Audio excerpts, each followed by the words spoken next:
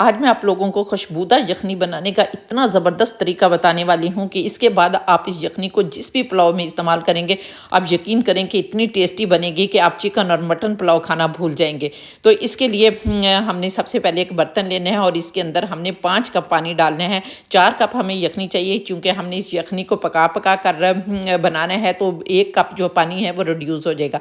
तो यहाँ पर 5 कप पानी लेंगे और जब पानी में बॉयल आ जाएगा तो फिर हमने इसके अंदर एक मीडियम साइज़ का चॉप किया हुआ प्याज डाल देना है।